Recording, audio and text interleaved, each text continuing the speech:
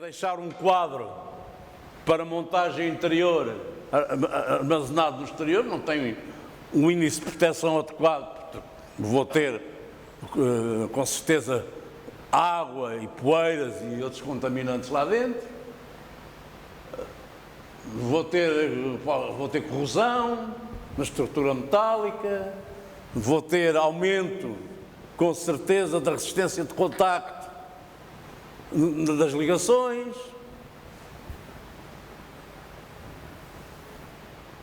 Portanto, e com o aumento da resistência de contacto, cá volto eu a ter aquecimento, sobreaquecimento.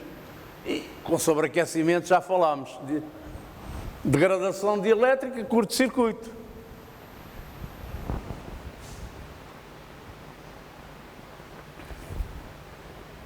Outro erro muito comum é eu ter no armazém misturadas as peças defeituosas com as peças boas e não identificadas. Depois chego lá, tiro a que está mais à mão, pode ser uma defeituosa.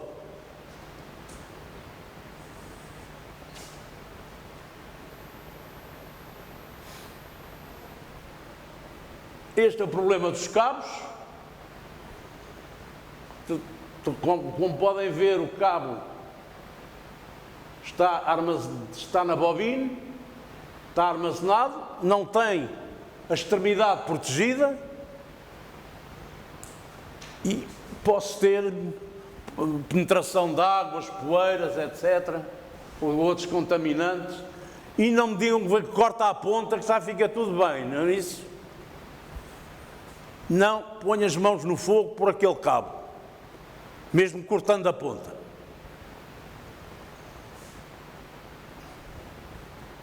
Quando armazeno um cabo, eu devo-lhe pôr uma manga de proteção.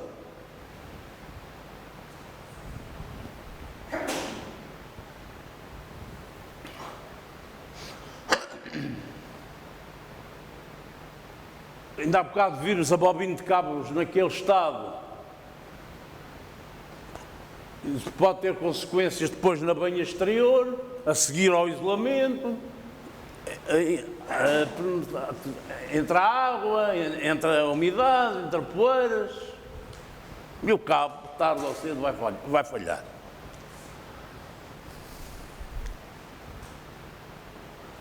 O problema das bobinas de cabo. Porque eu, para minimizar o problema, devo ter um solo duro, firme, com um bom sistema de drenagem para não submerger o cabo. Não devo andar por ali a passear a rodar as bobinas. Vai estar quietinhas. E, se necessário, rodá-la, que a rode no sentido do desenrolamento do cabo e não ao contrário, e pôr-lhe uns calcezinhos por baixo para aquilo não andar a passear. Agora vamos montar mal.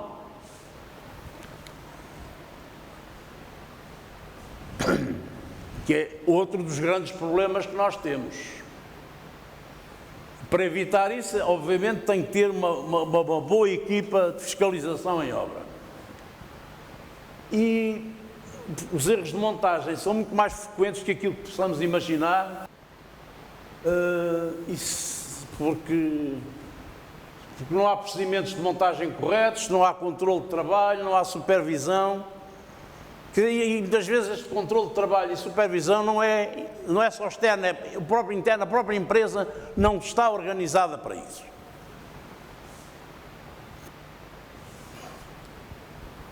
Isto é o fatal como o destino.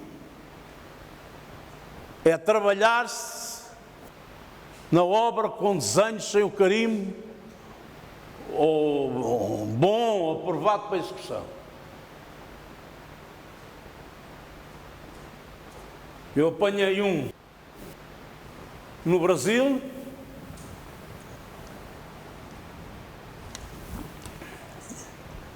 eles tinham que montar umas peças por baixo dos chão falsos, que era por causa para suportar melhor os quadros. Houve uma alteração de projeto, esqueceram-se.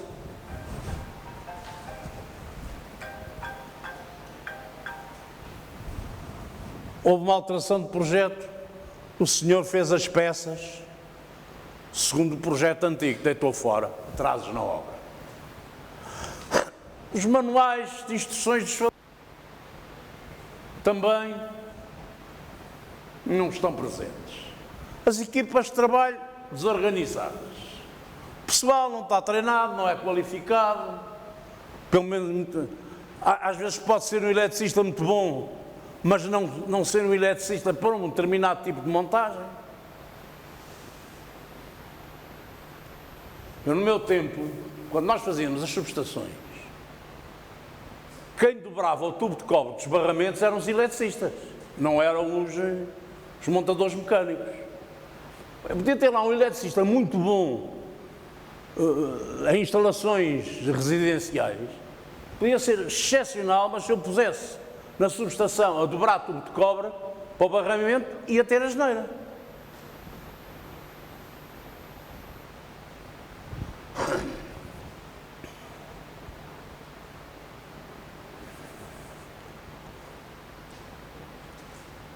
Procedimentos de montagem errados, ferramentas inadequadas, não há preparação de trabalho, acessórios de montagem errados, falta de cuidado. Isto esteve montado e direitinho, foram passando até dar cabo do anel de terra e falta de supervisão e controle do trabalho. Não só pela fiscalização, mas a própria empresa também. Outro problema que temos são erros nas ligações e na cabelagem, não só de comando e controle, mas também de potência nos quadros. Nós podemos corrigir antes e poderemos também corrigir nos ensaios em fábrica, depende de como é que eu comprei o quadro, se já foi eletrificado ou não, e nos ensaios no local. Se eu não fizer isto, podemos ter um falhanço como aquele que eu contei quando mexi no comando sincronizador para o pôr na posição do teste, fechei o disjuntor.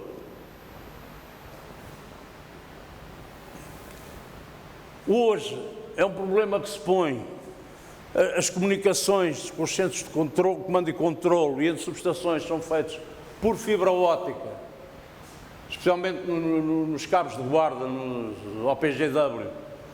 Portanto, eu tenho que, a informação vem em fibra da sala de comando e controle, tem que ter o pessoal capaz de fazer a junção das fibras com um material adequado. Caso contrário, posso ter uma falha na comunicação. E ao falhar a comunicação, se eu quiser fazer uma reconfiguração de rede, porque tenho que a fazer, por exemplo, houve uma central que saiu de serviço e eu preciso fazer uma reconfiguração de rede, não tenho a comunicação, porque a comunicação falhou e posso ter um blackout geral.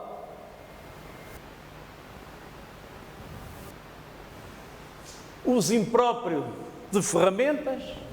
Aqui temos uma cravação, obviamente bem feita, não é? O equipamento de cravar não era adequado e muito menos a matriz. A matriz nem sequer tinha as dimensões do C a cravar. Aconteceu isto aqui. Eu disse lá, olha, que isto para ter sido feito com os dentes está muito bom. Agora, assim, não.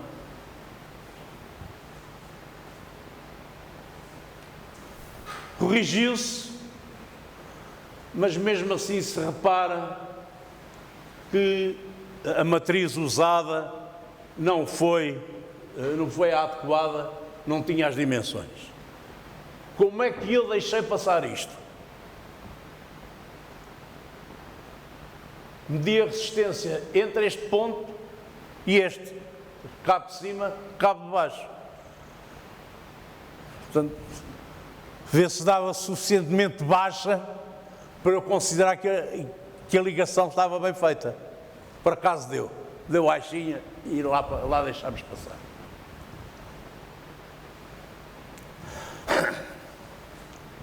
O aperto de porcas e parafusos mal feito é outra razão para falhas. Isto tanto pode acontecer nos acessórios das linhas, dos barramentos, dos ligadores, das estruturas metálicas, dos acessórios.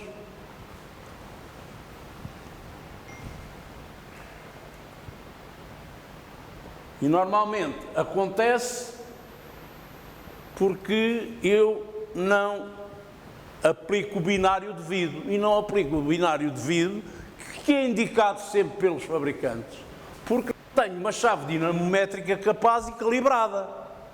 É mais ou menos. E como é mais ou menos, não fica bem apertado. E ao não ficar bem apertado, por exemplo, um acessório de uma linha, só com a vibração do vento, o parafuso vai-se soltando. Depois lá cai o acessório, lá cai a cadeia, que desgraça.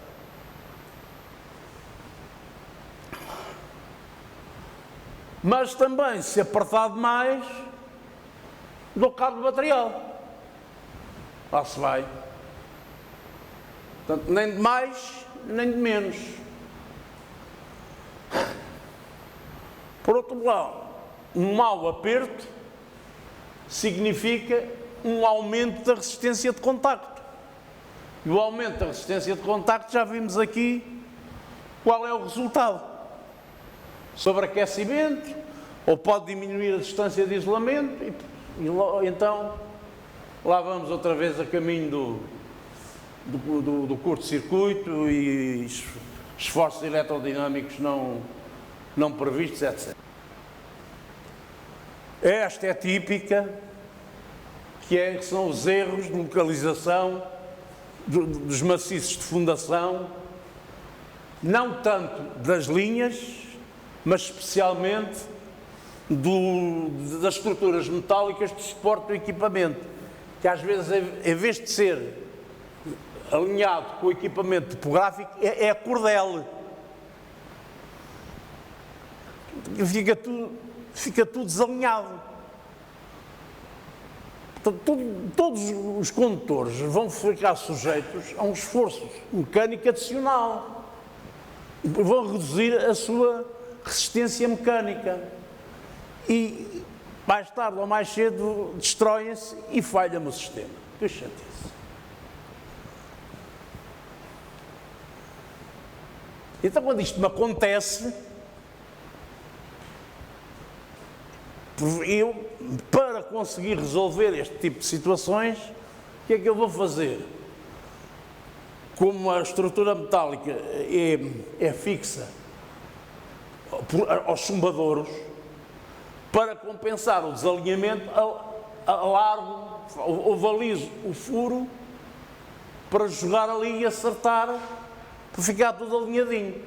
Ora, mas quando eu vou avalizar o furo, o que é que acontece? Alguém é capaz de dizer?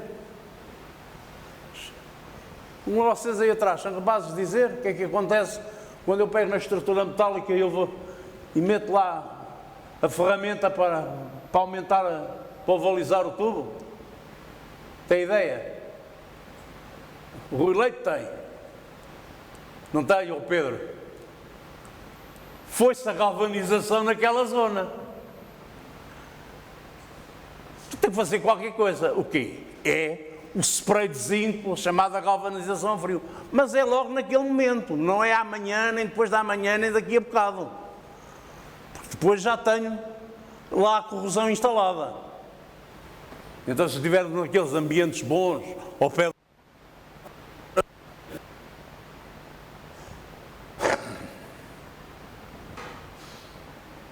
montar os acessórios desadequados. Já não é a primeira vez que vejo tubos metálicos a protegerem cabos unipolares. Ora bem, bom, vou ter uma corrente induzida, correntes de Foucault induzidas no tubo, e vou ter ali aquecimentos. Não posso usar metálicos para proteger cabos unipolares. Tal como a armadura também não pode ser magnética, portanto não posso usar um tubo de aço ou de ferro.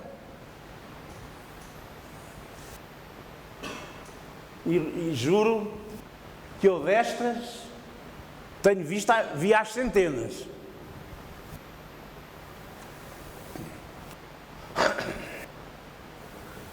Este é o problema que me acontece, sobretudo, que é trocar as ligações do motor dos seccionadores. E quando eu mando fechar, ele abre. Ora, se ele já estiver aberto e eu o mandar abrir outra vez, vou dar cabo do seccionador, vou dar cabo do isolador que o suporta, aquilo tudo. Por isso é que nós, normalmente, quando fazemos isto, quando damos os seccionadores, forçamos-lo e deixamos aquilo que chamamos a meio pau. É nem aberto nem fechado. Depois damos um cheirinho ao motor, que é para ver se aquilo roda. Se eu, quando eu mando fechar, ele fecha mesmo, ele se vai tentar abrir. Vocês desta lembram-se. No meio pau. Soldaduras aluminotérmicas, outra dor de cabeça, que nem toda a gente sabe fazer. Às vezes a ferramenta até é adequada, mas os moldes ultrapassam um número de soldaduras especificadas, mas que a certa altura a ligação é imperfeita. Então, se eu estiver, por exemplo, a fazer a minha ligação com soldaduras aluminotérmicas numa malha de terra, e se ultrapassar largamente o número de soldaduras permitidos pelo molde, quer a resistência de terra, quer as tensões de passo e de contacto, foram-se. Ou seja, a proteção das pessoas contra choques elétricos e contra as perigosas tensões de passo e de contacto que eu tinha, podem estar comprometidas.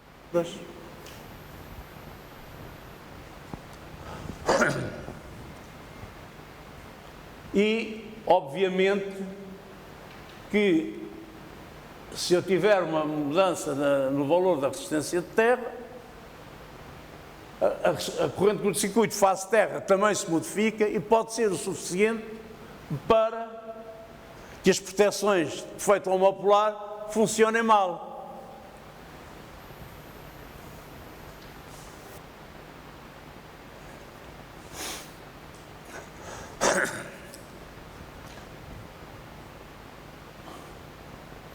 Instalação de condutores das linhas aéreas e de cabos isolados. É o problema da tração mecânica, da maneira como eu puxo os condutores. Portanto, ou, para além da deficiente fixação, eu posso aplicar uma tensão mecânica na tração que ou está muito perto ou é maior do que a resistência mecânica a tensão de ruptura do condutor, o que significa que ele vai perder propriedades físicas, ou seja, estou a criar mais uma condição para falha.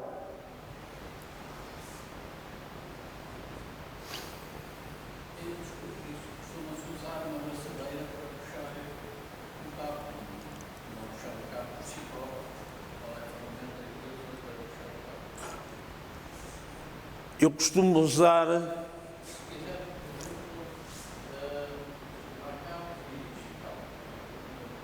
mas nus ou isolados.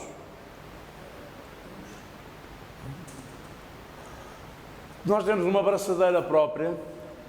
Depois, eu normalmente, se for numa linha, tenho um trator porta-bobinas e era isso que eu ia falar agora.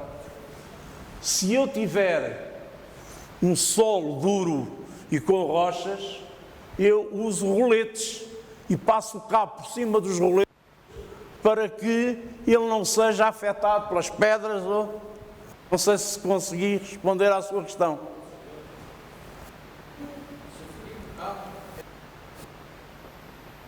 Se o condutor for isso, se o condutor for nu, portanto, vou partir fios, porque o cabo são fios trefilados e portanto, parte fios, ou seja, a secção útil diminui. Perde resistência mecânica, perde capacidade de transporte de corrente elétrica. Portanto, são dois defeitos num só.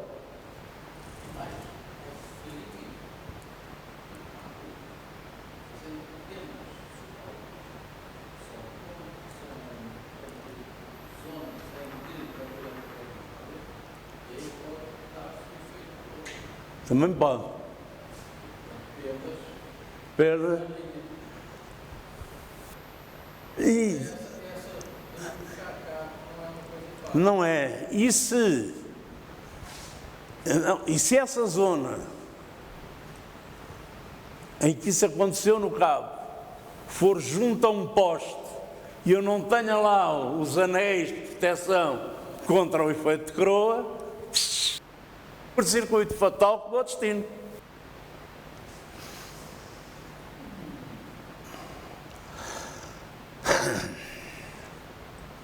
Muitas vezes também nos esquecemos que os ligadores devem ser adequados para o tipo de cabo. Tendo atenção, não só o tipo de material, mas também as dimensões, quer do cabo em si, quer do ligador do equipamento onde eu vou ligar o cabo. E se tiver uma junção de cobre com alumínio, portanto, para evitar a corrosão eletrolítica, eu tenho que usar um ligador bimetálico.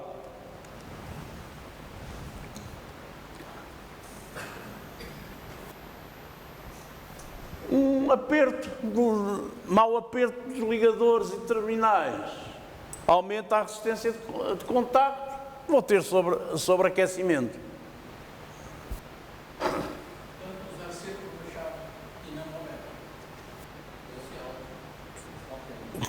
Quando estou a falar em ligadores de cabos ou de linhas aéreas ou nas subestações dos barramentos estendidos, sim. Agora, quando estou a falar na ligação dos cabos de comando e controlo, aí não, tem que ser a chave de fendas. Portanto, tenho é que saber, tenho que apertar e puxar, mas também não posso apertar muito. Nem tanto ao mar, nem tanto à terra, porque senão esmago aquilo e... As pessoas têm que ser formadas para aquela função. Mas, de facto, o uso da chave dinamométrica nisto é chave, é fundamental. Calibrada e com certificado de calibração válido. Que às vezes estão calibradas, mas o certificado não está válido. Portanto, é mesmo que nada. Com os cabos isolados, quando puxo o cabo, se não o fizer corretamente, se não usar a manga recomendada, há uma manga recomendada para puxar o cabo, portanto posso dar cabo da bainha exterior, a seguir vai o isolamento, vão os condutores, os próprios condutores sofrem um alongamento, estiramento. Pelo amor de Deus.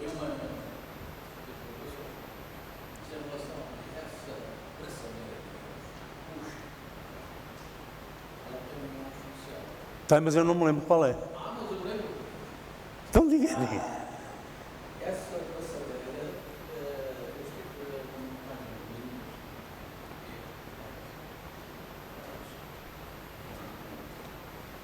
E antes, estive no estaleiro ingleses. Então, os ingleses, quando amarravam essa passadeira, diziam aos trabalhadores portugueses, puxa, come on, come on, come on. É o camalão. Mas se esteve na EDP, na montagem de linhas, deve ter conhecido a empresa onde eu comecei a trabalhar, que se chamava Acta. Foi onde eu comecei. Mas eu nunca fiz linhas, por acaso.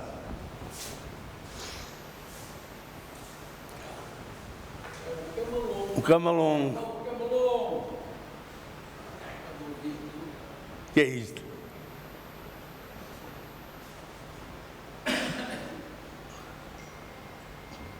Bom, a tensão de tração do cabo deve estar de acordo com o tipo de cabo e com as instruções do fabricante. Nós temos os valores indicativos para cabos não armados. Essa tensão no cobre não deve exceder os 5 kg por milímetro quadrado e no alumínio 3 kg por milímetro quadrado. Isto são valores indicativos. Outro aspecto que nos preocupa é o raio de curvatura. Há raios mínimos de curvatura que o fabricante diz e que até o regulamento define e a norma os define. Esta volta assim, que é uma volta quase a 180 graus, o que é que aconteceu? O cabo aqui deslaçou. E vai perdendo, pode-se partir, vai perdendo capacidade de transporte. Obviamente que o efeito pelicular se faz sentir mais neste cabo, isto por acaso era um cabo de terra, enfim, não tinha esse problema, mas se fosse num condutor de potência, ao fazer isto, o efeito pelicular aumentava, aumentando o efeito pelicular, num cabo diminui a secção útil e aquece mais.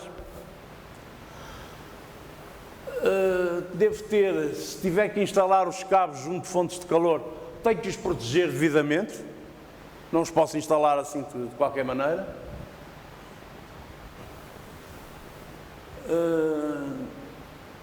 As valas nos cabos devem ser limpas, regularizadas, mesmo antes de pôr o leite de areia. Esta linda vala que está aqui era uma vala em São Tomé e Príncipe, onde o empreiteiro se dispunha a instalar um cabo de 30 kV exatamente como estava a vala. Com detritos, com pedras.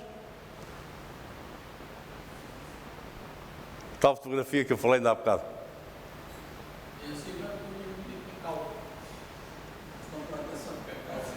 Nem isso puxaram lá. Não. Não há nada, não há cacau, não há café, não há nada. Dá-me trabalho.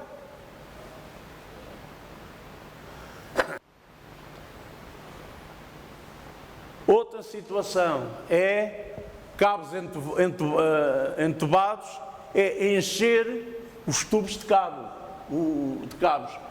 Se eu puser mais cabos que o devido, e o regulamento define a relação entre a secção reta do tubo e a soma das secções retas dos cabos instalados, o que significa que se eu não cumprir essa regra, mete lá mais um, ou mais dois, o ar não circula. Se o ar não circula, eu vou ter sobreaquecimento. Outra situação é, se não puser a massa lubrificante adequada para que o cabo deslize convenientemente. O cabo vai ali arranhar e nas curvas e torce. Outra situação é, ao montar cabos no mesmo caminho de cabos, é tudo ao molho e fé em Deus. Não os distancio suficientemente, portanto também não deixo o ar circular. Se não deixo o ar circular, sobreaquecimento. Já vi não segregarem cabos, quer por nível de tensão, quer por função. Ou seja, cabos de potência misturados com cabos de comando e controle, ainda por cima não blindados. Ou seja, ia ter interferência eletromagnética nos cabos de comando. E depois o que é que ia acontecer aos sistemas de comando e controle, não sei muito bem. O problema de não se ligar à Terra numa extremidade ou nas duas, agora depende do regime de neutro, a armadura do cabo e o ecrã metálico, a blindagem, e cá está outra vez aquilo que falámos, usar o trator porta-bobinas com as bobinas e os roletes para o cabo não se ferir. Falámos logo aqui no princípio que as caixas de união e de junção são uma das dores de cabeças e são normalmente muito fracas. O que é que normalmente acontece? É que quem vai fazer o trabalho não sabe fazer, não está preparado, não tem treino suficiente para fazer a junção. Portanto, não sabe como é que se faz. Não segue as instruções dos fabricantes. Todas as caixas têm lá um papelinho com instruções. Portanto, se eu não as seguir, mesmo que tenha o cabo protegido com aquela manga, a boa prática diz que eu devo cortar um pedaço da ponta. Qualquer defeito que tenha havido por ali, corto-me um bocado da ponta para o cabo ficar direitinho. Isso nem sempre acontece. Depois, quando vou... Mais ou menos assim. Mais ou menos. Outro aspecto é não limpar e não desengordurar devidamente as almas condutoras, quando faço as uniões. E depois tenho que ter cuidado, quando faço a limpeza, normalmente uso produtos abrasivos.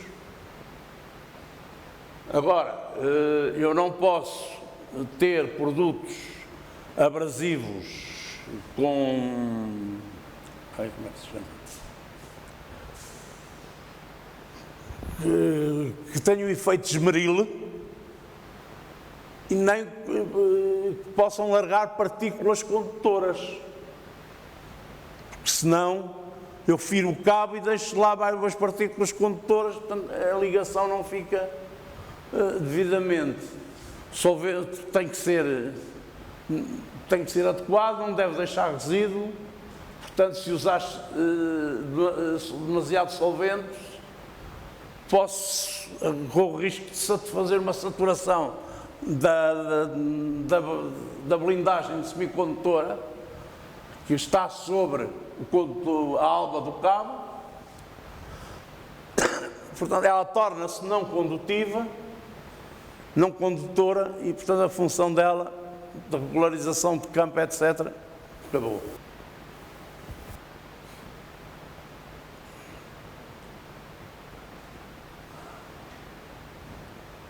Portanto, o corte total do isolamento, que muitas vezes faço o corte total e corto o isolamento e juntamente com o corte que eu faço do isolamento, firo o condutor, nem sempre o isolamento é devidamente refeito. nas mangas termorretráteis, por exemplo, se aplicar calor a mais, dou cabo daquilo. Agora há umas que se chamam retráteis a frio, não sei se já ouviram falar, que dão uma abração mecânica da 3M, puxa uma fita e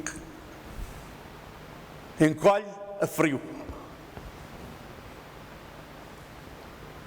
E, mais uma vez, se não tiver apertos convenientes, vou ter penetração de umidades, águas, poeiras, etc. E se não reduzir as camadas semicondutoras e os resíduos, quando faço a ligação dos condutores, também, quer entre si ou ao terminal para depois ligar à aparelhagem, também criou ali um ponto fraco.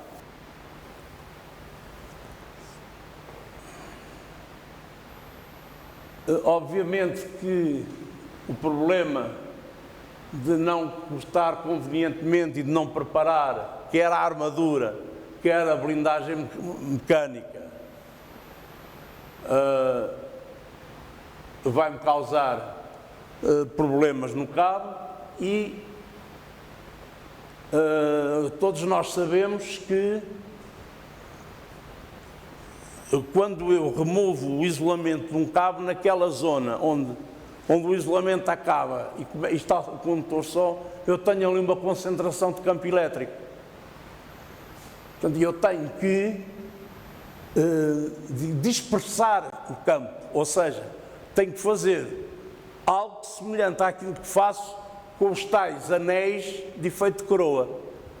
Portanto, e usamos uma coisa que se chama stress control, podem ser uns cones, podem ser umas fitas, depende agora do fabricante, que é para fazer uma dispersão do campo elétrico naquela zona para não concentrar ali.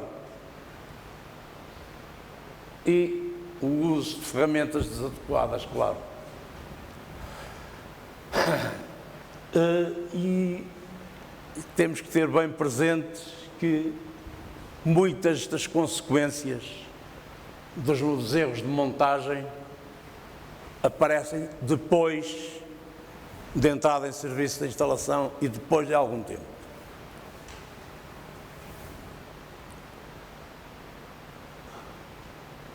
Já discutimos aqui o problema dos erros de fabrico, do uso de materiais não adequados, de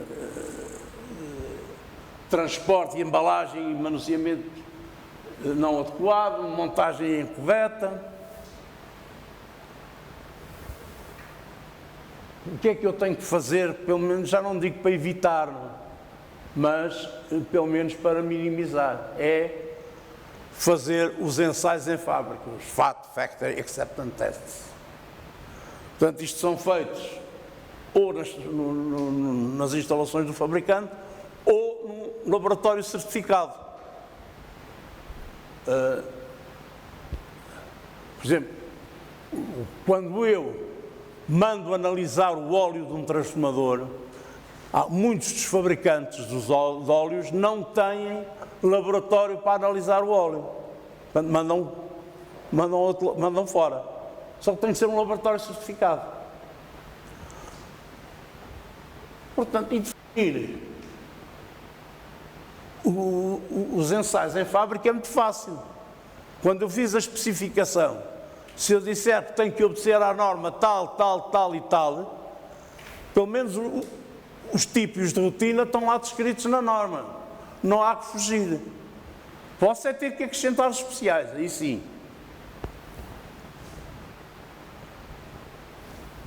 Se não se fizer, ou se aquilo não for, se o dono de obra não tiver lá ninguém a ver, passa tudo como passaria a ferrugem no outro equipamento, se eu não tivesse lá de ver.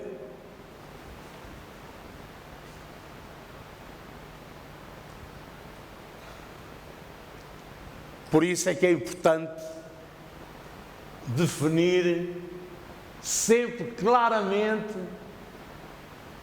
as normas que devo usar. É fundamental. quando encomendo o equipamento. E tenho que impor que os relatórios de ensaios em fábrica acompanhem o equipamento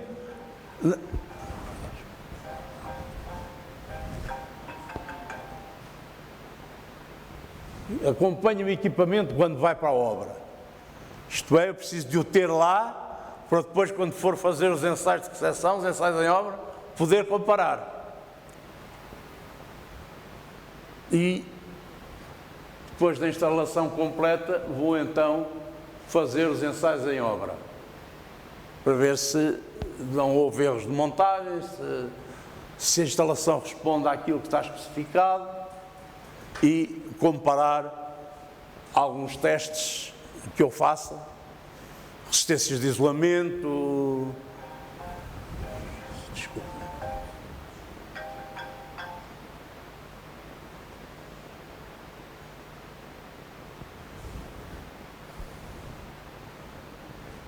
e comparar, ver se os valores são coerentes. É claro que não posso esperar que o resultado do relatório em obra seja rigorosamente igual ao resultado do ensaio em fábrica. Desvios há tolerância e nas tolerâncias. Portanto, se eu não tiver uma equipa que acompanhe os ensaios, arrisco. Eu não conheço, estranho que pareça, se alguém conhecer, não conheço nenhuma norma IEC que defina os ensaios em obra, para os diversos tipos de equipamentos e de sistemas. Os ensaios em fábrica estão lá claramente especificados. Portanto, eu costumo usar esta norma americana, ATS 2009, que eu descarreguei livremente da internet e que, pelo menos, me dá um princípio. E eu, quando faço o caderno de encargos, espeto lá, me digo não só a norma, mas digo quais são os ensaios que quero. De acordo com a norma tal, quero os ensaios tal, em obra. Em obra.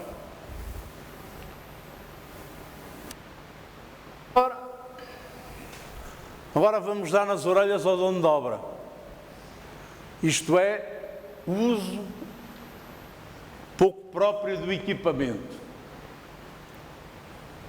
Ora bem, o que é que pode acontecer? Os procedimentos de operação dos sistemas e dos equipamentos não são claramente definidos. Não há programas de ligação e desligação de emergência. Não há documentos atualizados e aprovados, desenhos de como construído, por exemplo. Não há operações de manuais de operação dos materiais. Não ligo às instruções do fabricante, não tenho programas estabelecidos de encravamentos, nem sequer defino as responsabilidades claras dos diversos intervenientes na operação e na exploração da instalação. Os operadores não são qualificados, não são treinados, nem o pessoal, não conhecem os equipamentos. Eu próprio escolhi mal os equipamentos.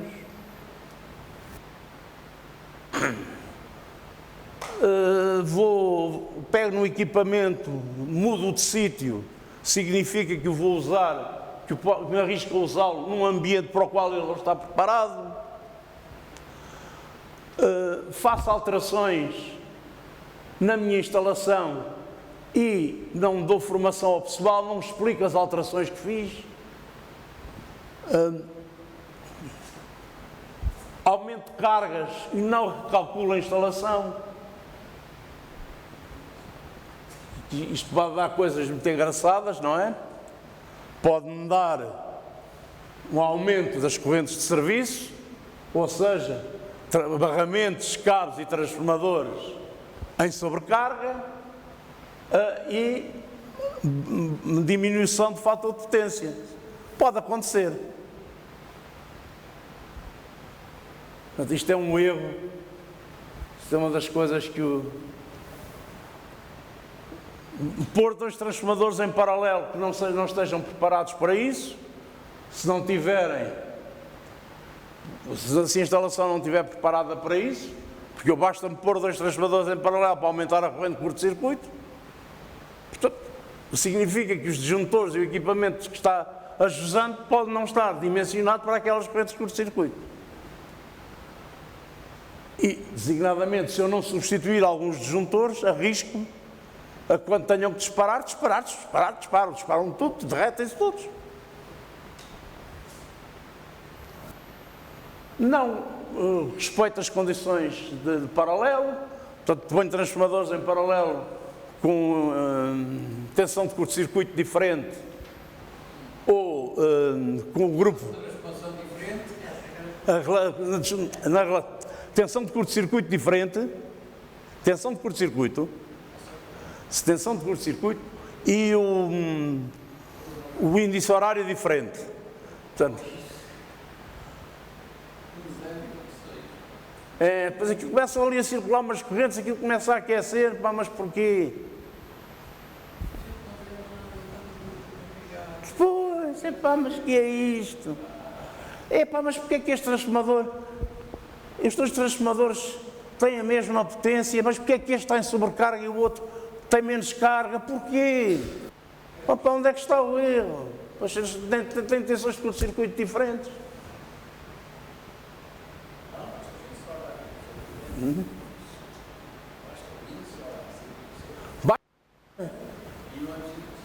Não é preciso.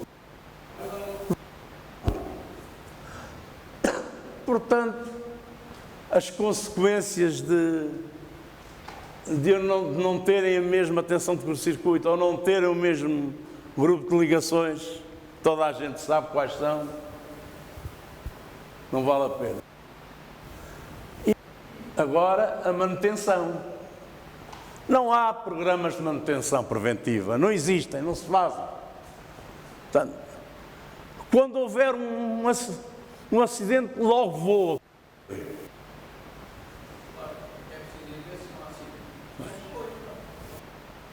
Porque eu mesmo tendo um programa, eu tenho risco de falha de equipamento. Agora imaginem se eu não tiver um programa de manutenção preventiva. E eu preciso ter as atividades de manutenção definidas, os procedimentos, as rotinas, as responsabilidades. Devo programá-las. Se eu não as programar, eu tenho que as programar de acordo com o tipo de equipamento e com o ciclo de funcionamento, as condições de funcionamento, etc. Porque não... Eu próprio não é propriamente não... Eu todos os anos, por exemplo, faço uma inspeção ao transformador, mas não mudo o óleo se calhar todos os anos, não é? É assim ou não é? Tem que ter, não é? Mas de vez em quando tem que mudar. Como? Ah?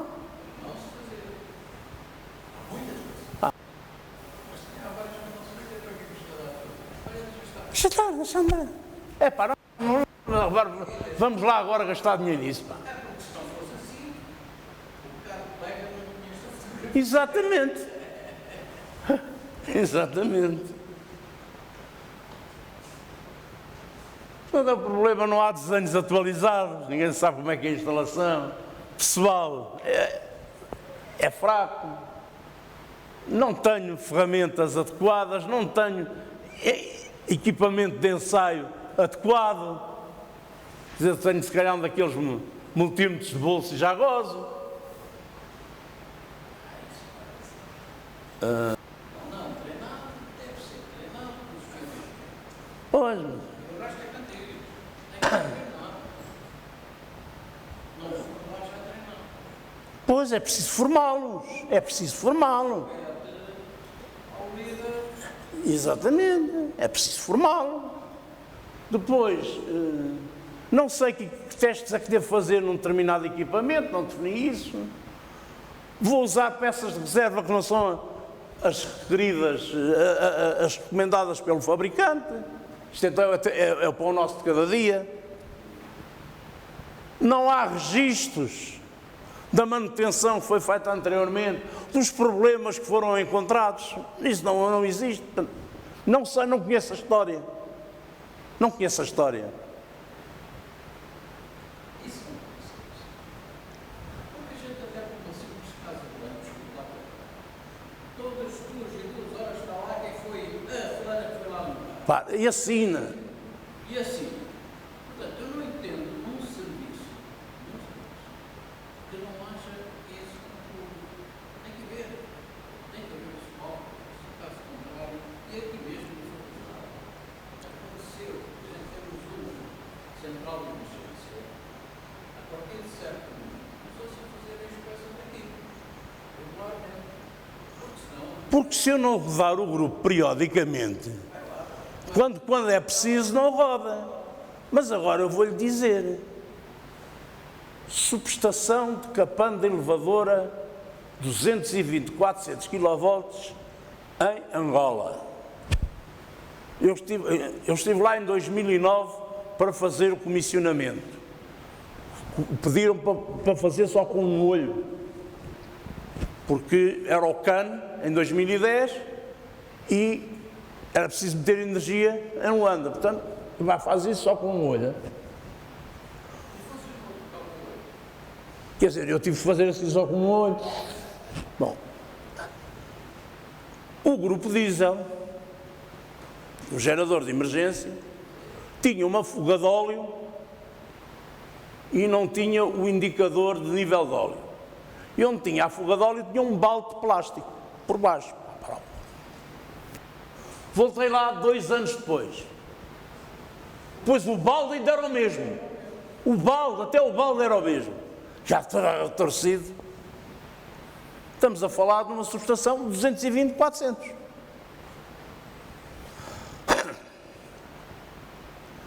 Bom, parece que já percebemos como é que isto acontece. Agora, o que é que eu devo fazer? Para já, eu tenho que fazer, quando tenho uma falha do sistema ou do equipamento, tenho que investigar, mas investigar a sério. Ou seja, tenho que descobrir as razões porque falhou, ver o estado do equipamento semelhante para não falhar também e para poder evitar falhas futuras. Fazemos sempre uma inspeção visual do que falhou, uma recolha de dados devidamente registado, as características, o fabricante, o desenho de especificação, tudo. Fazemos uma ficha do material, fazemos ensaios locais e laboratoriais, agora por uma equipa multidisciplinar de peritos, porque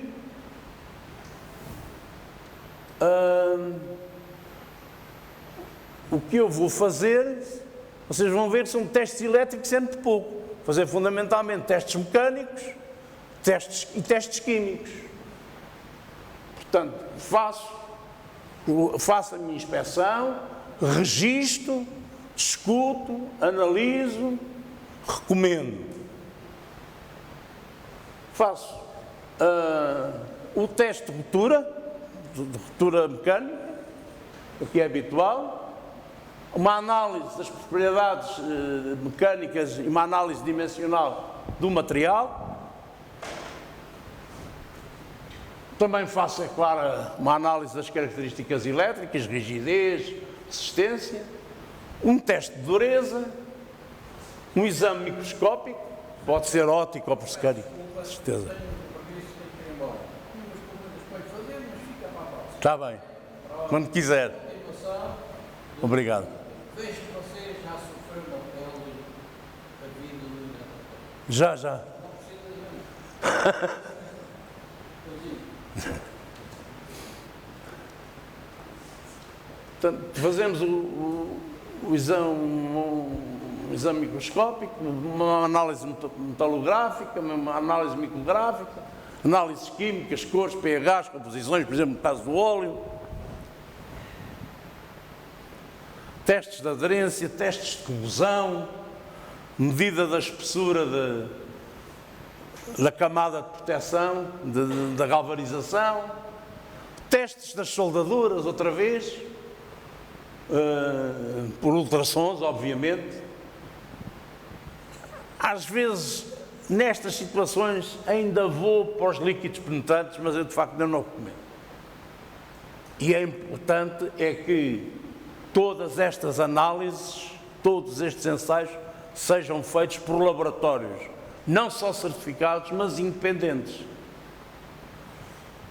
Porque se eu mandar só o meu homem da manutenção ver o que é que se passa, se eu ver dele, de certeza que eu não vou saber isso.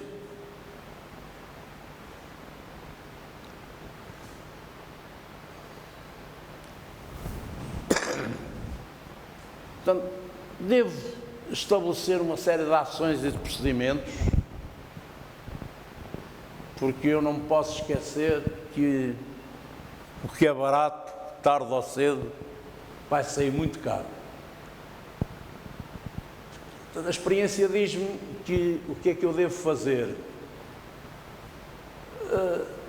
Escolher uma equipa técnica com experiência e qualificada para recolher os elementos necessários, os dados necessários ao projeto, acompanhar a qualidade e a conformidade e analisar o projeto, acompanhar e controlar o fabrico e a montagem, estar presente nos ensaios, quer na fábrica, quer na obra, estabelecer regras claras para a embalagem, transporte e movimentação de cargas dos equipamentos e impô-las aos fabricantes, aos empreiteiros, aos transportadores, ou seja, o caderno de encargos tem que ter esse documento, fazer o mesmo para dentro da própria empresa, para o armazenamento dos equipamentos e impô-lo também aos fabricantes e aos empreiteiros. Problema do armazenamento. Usar apenas fabricantes, transportadores e empreiteiros credenciados, qualificados, não ir para o vão de escada. O risco é grande. Ter um staff técnico treinado, capaz de operar a minha instalação e recorrer a peritos,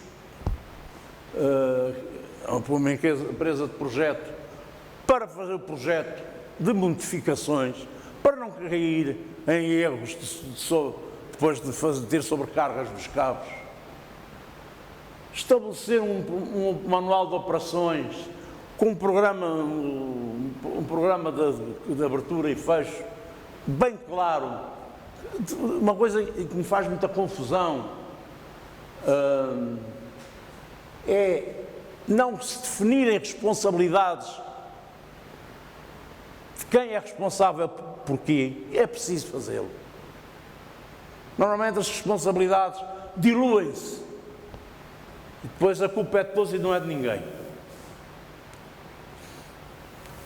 Já tínhamos falado, devemos ter um programa de manutenção preventiva regular, devidamente registada, e fazer isso com pessoal qualificado e treinado e com ferramentas adequadas. Por exemplo, a Porto Cel, as grandes indústrias, fazem 1, 2 paragens anuais para a grande revisão, e não é o pessoal deles. Fazem concursos. São empresas exteriores, devidamente certificadas e qualificadas, que vão lá fazer o trabalho. Se não vão ter, no caso da Portocelo, pelo menos antes era assim, agora não sei, não iam ter lá um staff enorme para fazer a revisão da paragem geral da fábrica, depois a faziam uma vez por ano. Mas tinham de facto uma equipa de manutenção devidamente treinada e habilitada para os problemas do dia-a-dia. E, normalmente, em transformadores, eu posso fazer uma monitorização online. Não vale a pena agora estarmos a falar nisso, mas eu consigo acompanhar o dia-a-dia do transformador na sala de comando e qual é o nível de óleo, qual é a temperatura do enrolamento e como é que está o motor do computador de tomadas, etc. Isso hoje é possível.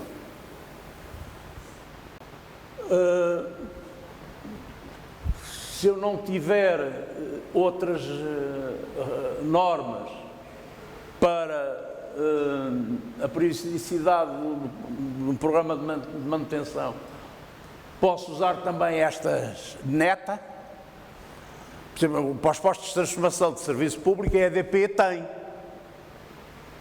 tem normas, e a periodicidade, e as ações, etc. Eu, como cliente, posso seguir as da EDP, ou posso querer mais. É uma ideia.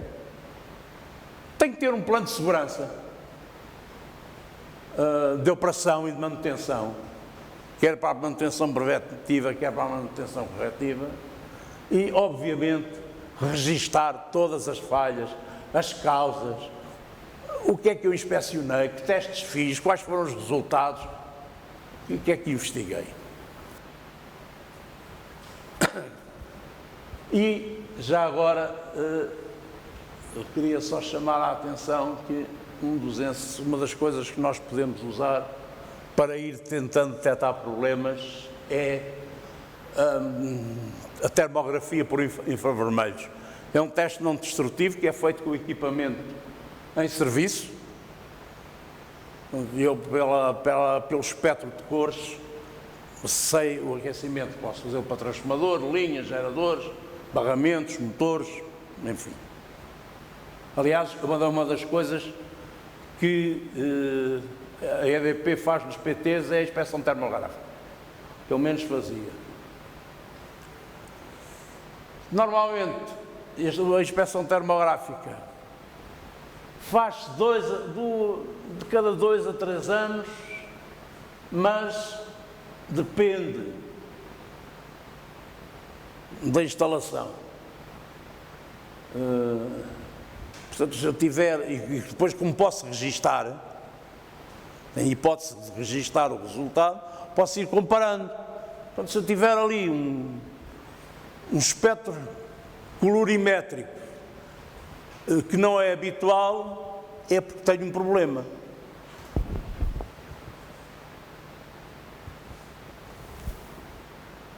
E nós recomendamos fazer sempre este teste depois da manutenção ou depois dos ensaios, para confirmar que ficou tudo bem feito, que as ligações que estavam mal feitas ou partidas que foram feitas corretamente, e durante o funcionamento a quente, na fase de arranque, para uma comparação futura do funcionamento da instalação. E só me resta agradecer-vos a paciência que tiveram em me aturar. Muito obrigado. Espero ter ido ao encontro das vossas expectativas e espero que nunca tenham que viver com tantos problemas como estes que foram aqui relatados, porque não é fácil.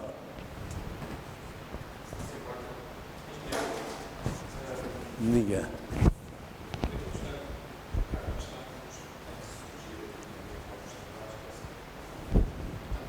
Sempre tem muita visão do fiscalizador.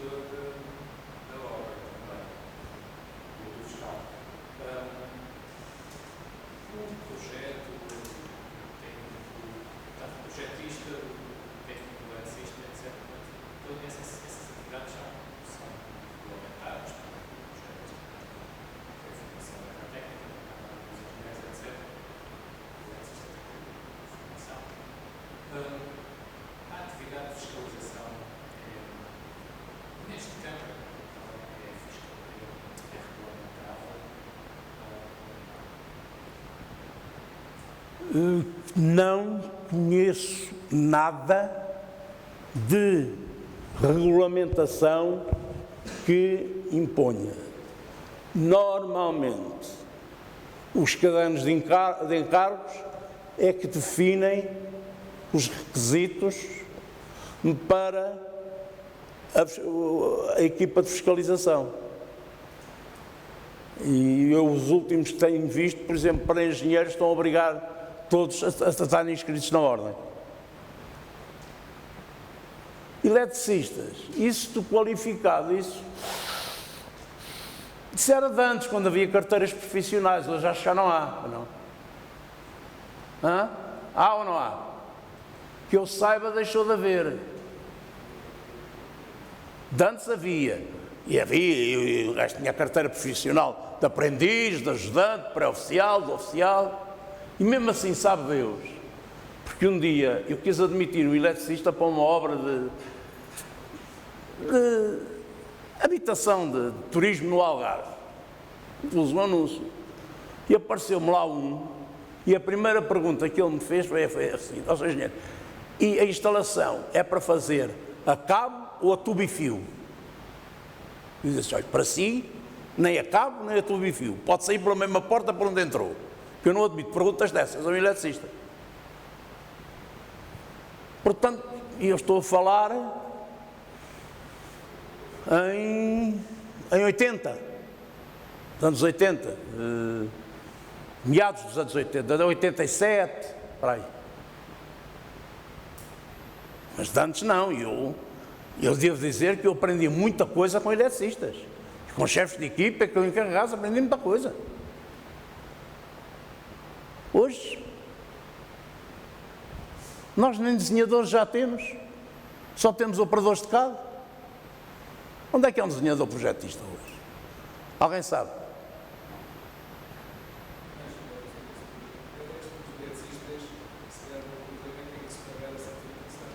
Tem que se pagar a certificação. Eles tentam evitar essa despesa. Está bem, mas mesmo... Uma obra que seja bem exigida, a certificação, ou a Mas mesmo que não seja certificado, quer dizer, eu ainda conheço um ou dois do antigamente que ainda desenham. E são desenhadores projetistas, mas agora... Ok? Obrigado.